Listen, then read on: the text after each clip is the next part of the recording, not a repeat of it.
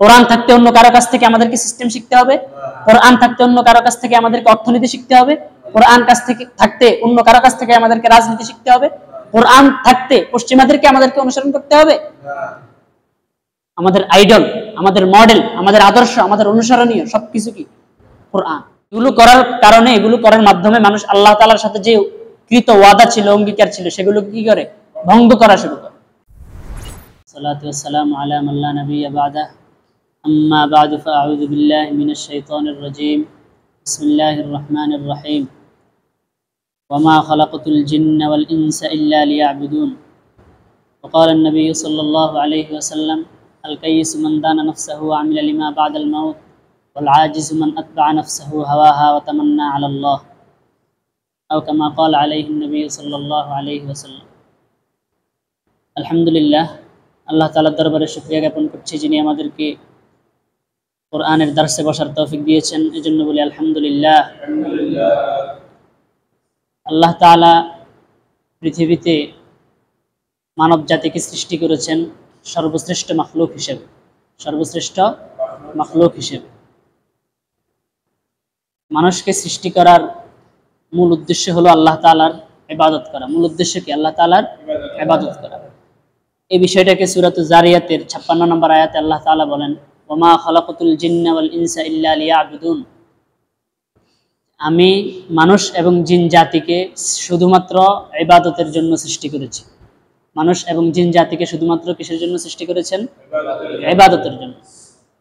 পৃথিবীতে মানুষ এবং জিন জাতি ছাড়া বাকি যে সকল বিষয় আছে, যে সকল জিনিস আছে, মাখলুক আছে, বস্তু আছে, সকল কিছুকে মানুষ এবং জিন জাতির উপকারের জন্য কি করা হয়েছে? সৃষ্টি করা হয়েছে। কিন্তু শুধু মানুষ এবং জিন জাতিকে সৃষ্টি করা হয়েছে কেন? আল্লাহ তাআলার ইবাদতের জন্য, আল্লাহ তাআলার ইবাদতের জন্য। এই উদ্দেশ্যকে সামনে রেখেই মানুষ এবং জিন জাতিকে আল্লাহ তাআলা পৃথিবীতে সৃষ্টি করেছে। এবং মানুষকে দিক নির্দেশনা দেওয়ার জন্য আল্লাহ তাআলা কিতাবুল্লাহ এবং রিজালুল্লাহ, দুইটা জিনিস আল্লাহ তাআলা দুনিয়াতে প্রেরণ করেছে। যুগে যুগে আল্লাহ তাআলা কিতাবও নাজিল করেছেন, আবার কিতাবের পাশাপাশি কি নবী এবং রাসূল পাঠিয়েছেন। নবী এবং রাসূল পাঠিয়েছেন। কেন পাঠিয়েছেন? যাতে করে মানুষকে আল্লাহ তাআলার দিকে তারা আহ্বান করতে পারে, মানুষকে আল্লাহ তাআলার গোলামির দিকে ডাকতে পারে। এই উদ্দেশ্যে আল্লাহ তাআলা কিতাবও যুগে যুগে পাঠিয়েছেন, রাসূল, নবী রাসূলও কি পাঠিয়েছেন। কিন্তু মানুষ দুনিয়াতে আসার পরে মানুষের কথা ছিল যে মানুষ শুধুমাত্র কার ইবাদত করবে? আল্লাহর ইবাদত করবে। এককভাবে আল্লাহর ইবাদত করবে, আল্লাহ তাআলার দাসত্ব করবে। জীবনের সকল সেক্টরের প্রতিটি ক্ষেত্রে একমাত্র আল্লাহর দাসত্ব করবে, আল্লাহর ইবাদত করবে। আল্লাহ ছাড়া অন্য যত কিছু আছে, অন্য যত জিনিস আছে, অন্য যত মাখলুক আছে, অন্য যত বস্তু আছে, সকল জিনিসের গোলামি, সকল জিনিসের দাসত্ব বর্জন করবে। সকল জিনিসের দাসত্ব বর্জন করে একমাত্র আল্লাহর দাসত্ব করবে। এটাই আল্লাহ তাআলার সাথে বান্দাদের অঙ্গীকার ছিল, এটাই। কিন্তু মানুষ দুনিয়াতে আসার পরে বিভিন্ন কারণে শয়তানের ধোঁকায় পড়ে, নফসের ধোঁকায় পড়ে, সমাজের ধোঁকায় পড়ে, বিভিন্ন কারণে মানুষ আল্লাহ তাআলার গোলামিকে, আল্লাহ তাআলার দাসত্বকে মানুষ বর্জন করা শুরু করে। এটাকে বলা হয় কখনো শিরকের মাধ্যমে করে, কখনো কুফরের মাধ্যমে করে, কখনো নেফাকের মাধ্যমে করে। এগুলো করার কারণে, এগুলো করার মাধ্যমে মানুষ আল্লাহ তাআলার সাথে যে কৃত ওয়াদা ছিল, অঙ্গীকার ছিল, সেগুলো কি করে? ভঙ্গ করা শুরু করে। এটাকে বলে শিরক, কুফর, নেফাক, এগুলোকে বলে। কিন্তু আল্লাহর সাথে বান্দার ওয়াদা কি ছিল? যে মানুষ শুধুমাত্র কার ইবাদত করবে? আল্লাহর ইবাদত করবে এককভাবে। ইবাদতের ক্ষেত্রে, দাসত্বের ক্ষেত্রে শুধুমাত্র আল্লাহকেই মানুষ প্রাধান্য দিবে, অন্য কিছুকে নয়। এজন্যই আল্লাহ তাআলা বলেন, ওয়া মা খালাকাতুল জিন্না ওয়াল ইনসা ইল্লা লিয়া'বুদুন, যে মানুষ এবং জিন জাতিকে আমি শুধু ইবাদতের জন্য, দাসত্বের জন্য, গোলামের জন্য সৃষ্টি করেছি। তাহলে আমাদেরকে আল্লাহ তাআলা সৃষ্টি করেছেন কেন? শুধুমাত্র আল্লাহর গোলামির জন্য, আল্লাহর দাসত্বের জন্য। এটা হলো আমাদের সৃষ্টির লক্ষ্য, আমাদের সৃষ্টির কি? আমরা সৃষ্টি হওয়ার কারণ। কিন্তু আমরা দুনিয়াতে আসার পরে আমাদের যে এই লক্ষ্য ছিল আল্লাহ তাআলার গোলামি করা, আল্লাহ তাআলার দাসত্ব করা এককভাবে, এটাকে আমরা ভুলে গিয়ে দুনিয়ার সাময়িক জীবনটাকে আমরা মূল বানিয়ে নিয়েছি। টাকা পয়সা কামাই করা, নিজের ক্যারিয়ার নিয়ে পড়ে থাকা, দুনিয়া সাজানো, এই বিষয়টাকে মানুষ কি করেছে? প্রাধান্য দেওয়া শুরু করেছে তার মূল লক্ষ্যের উপরে, আল্লাহর ইবাদতের উপরে। দুনিয়ার জীবনকে, অন্য মাখলুকের দাসত্বকে আল্লাহর দাসত্বের উপরে মানুষ প্রাধান্য দেওয়া কি করেছে? শুরু করেছে। কোরআনের ভাষায় এটাকেই শিরক বলে। এটাকে কি বলে? শিরক বলে। অথচ আল্লাহ তাআলা বলেছেন লা তুশরিক বিল্লাহ, আল্লাহর সাথে কি করা যাবে না? শিরক করা যাবে না। ইন্নাহু মান ইউশরিক বিল্লাহি ফাকাদ হারামাল্লাহু আলাইহিল জান্নাহ, আল্লাহর সাথে যে ব্যক্তি শিরক করবে তার উপর জান্নাত হারাম হয়ে যাবে। ওয়া মাওয়াহুন নার, তার স্থান কোথায়? জাহান্নাম। আল্লাহর সাথে যারা শিরক করবে তার স্থান কোথায়? জাহান্নাম। কিন্তু দুনিয়াতে মানুষ বিভিন্ন এক এক যুগে এক এক ভাবে মানুষ শিরক করা শুরু করে। এক এক যুগে এক এক ভাবে মানুষ কি করা শুরু করেছে? শিরক করা শুরু করেছে। মক্কার যুগে কুরাইশরা মূর্তির মাধ্যমে আল্লাহ তাআলা শিরক করত। বিভিন্ন যেই তাদের উপাসনা ছিল লাত উজ্জা নামক মূর্তির মাধ্যমে, এগুলোর উপাসনার মাধ্যমে মানুষ আল্লাহ তাআলার কি করত? আল্লাহর সাথে শিরক করত। এরপরের যুগে শিরক দিন দিন আপডেট হইতে শুরু করে। এখনকার যুগের মানুষ নফসের গোলামি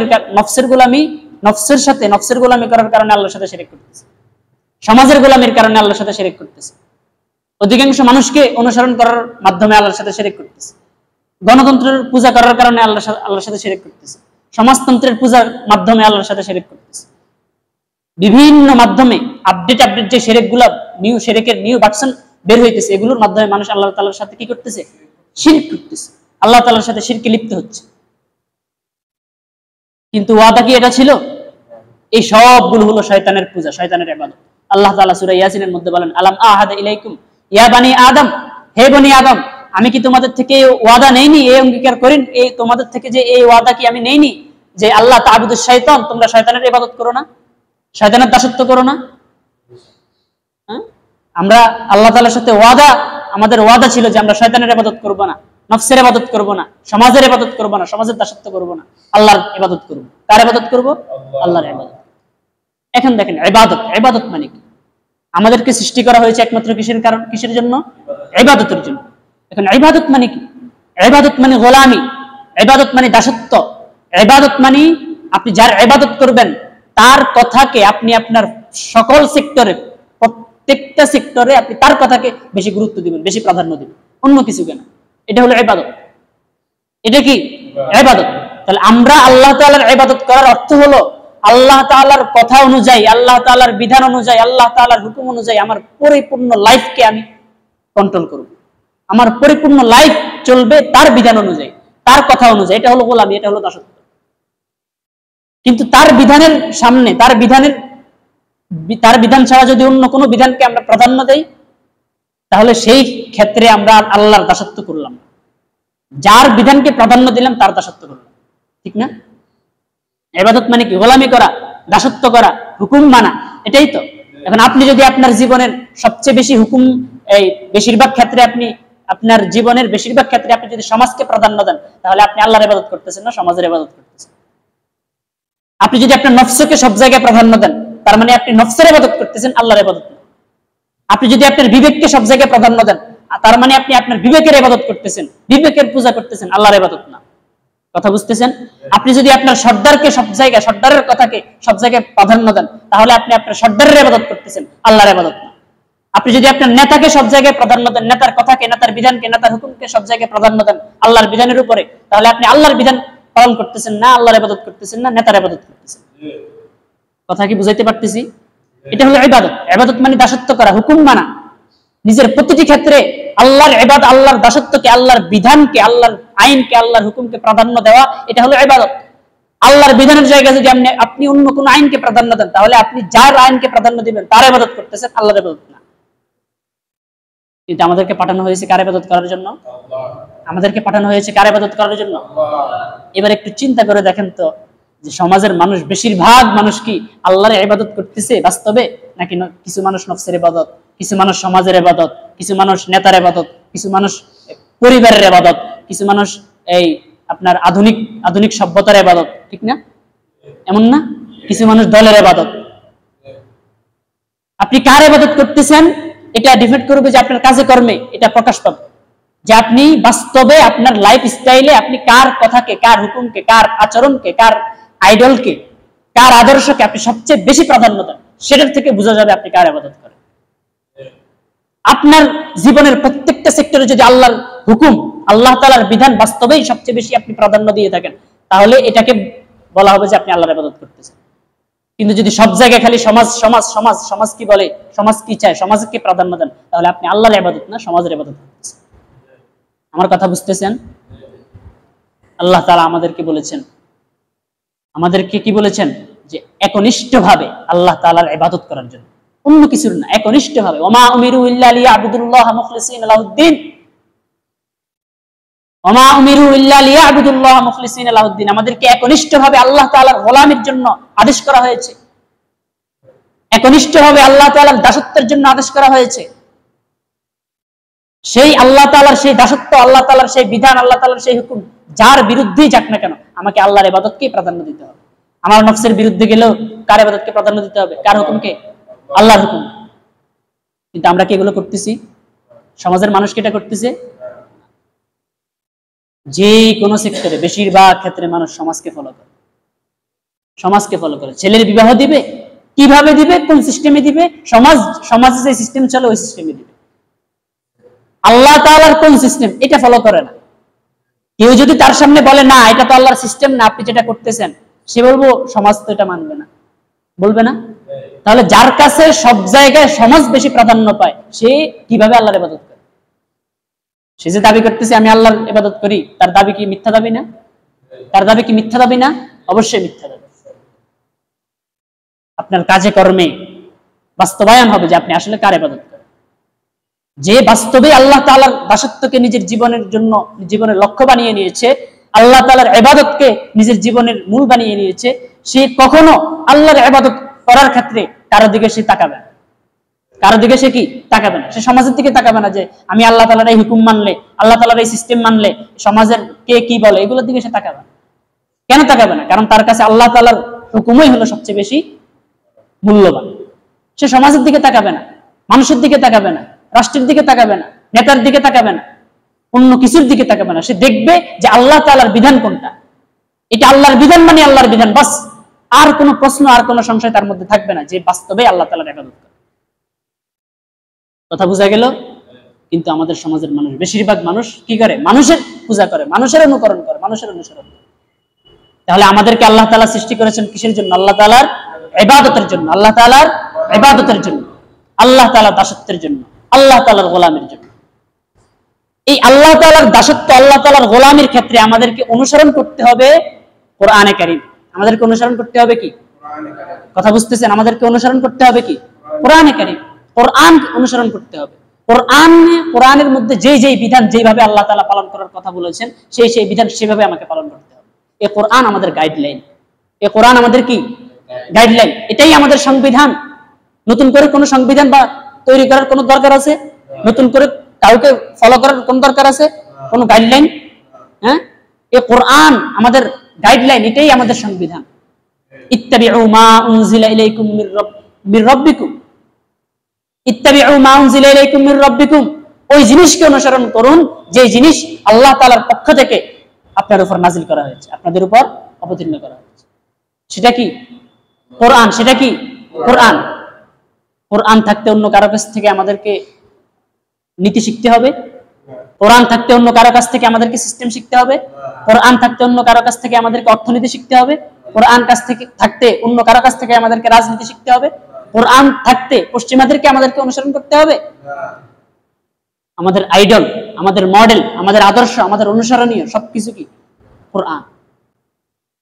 এর পাশাপাশি যারা কোরআনের ধারক বাহক, রাসূল আম্বিয়া আলাইহিস সালাম, রাসূলুল্লাহ সাল্লাল্লাহু আলাইহি ওয়াসাল্লাম, এবং আল্লাহর রাসূল যারা একেবারে খাঁটি, যারা ওয়ারিস, আল্লাহ রাসূল সাল্লাল্লাহু আলাইহি ওয়াসাল্লাম যারা কি খাঁটি ওয়ারিস, তারা আমাদের অনুসরণীয়। সালাফ, সাহাবায়ে কেরাম আমাদের অনুসরণ, তাদেরকে আমরা অনুকরণ করতে হবে। কিন্তু মানুষ কাদেরকে অনুসরণ করে? সমাজকে। মানুষ কি এখন কোরআনকে, সাহাবায়ে কেরামকে, রাসূলকে অনুসরণ করতেছে নাকি সমাজকে? সমাজকে। অধিকাংশ মানুষ যেদিকে, সব মানুষ সেদিকে। অথচ আল্লাহ তাআলা কোরআনে কারীমে বলে, ওয়া ইন তুতি আকসারা মান ফিল আরদ ইউযিল্লুকা আন সাবিলিল্লাহ, আল্লাহ তাআলা আল্লাহর রাসূলকে বলতেছেন, হে রাসূল, ওয়াইন তুতি আকসার মান ফিল আরদ, আপনি যদি জমিনের অধিকাংশ মানুষকে অনুসরণ করেন, অধিকাংশ মানুষকে ফলো করেন, সমাজকে ফলো করেন, সমাজ যেভাবে যায় সেভাবে করেন, সমাজ যে সিস্টেমে আগাইতেছে আপনিও সেই সিস্টেমে আগাইতেছেন, সমাজ যা করতেছে আপনি তাই করতেছেন, যদি এমনটা আপনি করে থাকেন, ইউদিল্লুকা আন সাবিলিল্লাহ, আপনি জেনে রাখেন অধিকাংশ মানুষ আপনাকে আল্লাহ তাআলার পথ থেকে সরিয়ে ফেলবে। আপনি যদি অধিকাংশ মানুষকে অনুসরণ করেন, অধিকাংশ মানুষ কোন দিকে, অধিকাংশ দল কোন দিকে, বেশিরভাগ মানুষ কোন দিকে? বেশিরভাগ মানুষকে ফলো করার কথা বলা হয়েছে নাকি কোরআনকে? বেশিরভাগ মানুষকে ফলো করার কথা বলা হয়েছে নাকি রাসূলকে? বেশিরভাগ মানুষকে ফলো করার কথা বলা হয়েছে নাকি সাহাবায়ে কেরামকে?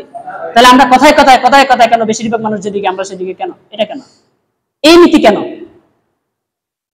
আমাদের নীতি কি বেশিরভাগ মানুষ? অথচ যুগে যুগে আল্লাহ তাআলার শুকরগুজার বান্দা, যুগে যুগে আল্লাহ তাআলার আনুগত্যশীল বান্দা অল্প হয়, অল্প হয়। কি হয়? অল্প হয়। বেশিরভাগ মানুষ জাহান্নামে যাবে, অল্প মানুষ জান্নাতে যাবে। বেশিরভাগ মানুষ কোথায় যাবে? কথায় কথায় যারা বেশিরভাগ মানুষকে অনুসরণ করে তারা তো জাহান্নাম ছাড়া উপায় নেই। জান্নাতীদের সংখ্যা কি অল্প হবে না বেশি হবে?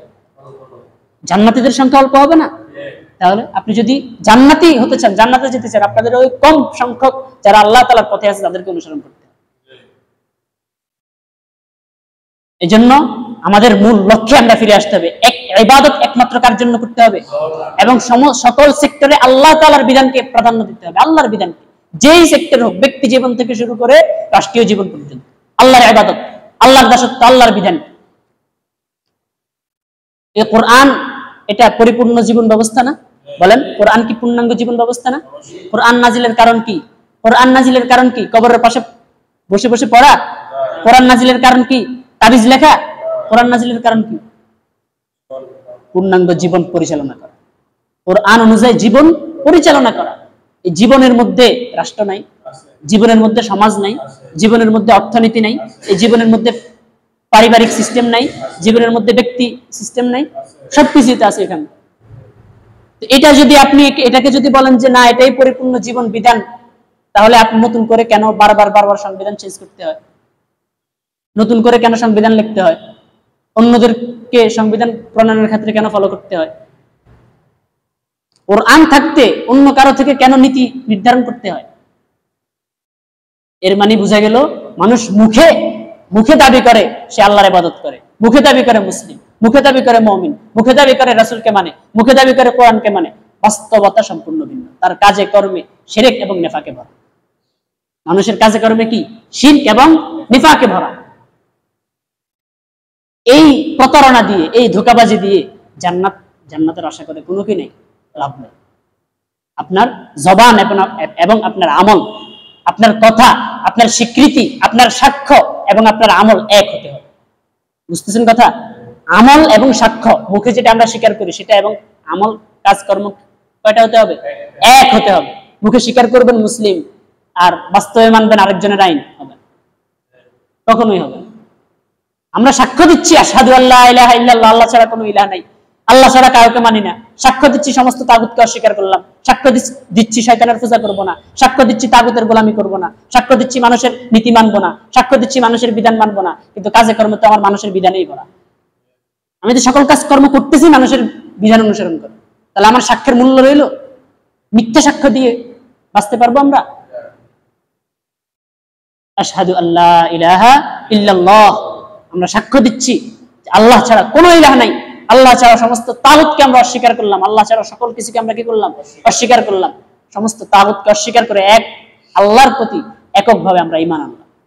ওয়া আশহাদু আন্না মুহাম্মাদার রাসূলুল্লাহ, এবং আমরা সাক্ষ্য দিচ্ছি মুহাম্মদ সাল্লাল্লাহু আলাইহি ওয়াসাল্লাম আল্লাহ তাআলার প্রেরিত রাসূল। তিনিই আমাদের মডেল, তিনিই আমাদের আইডল, তিনিই আমাদের একমাত্র অনুসরণীয় ব্যক্তি। এই সাক্ষ্যের সাথে আমাদের কাজে কর্ম এক হতে হবে। কাজকর্ম কি হতে হবে? এক হতে হবে, নতুবা কোনো কি নাই, লাভ নেই, অন্যথায় কোনো লাভ নেই।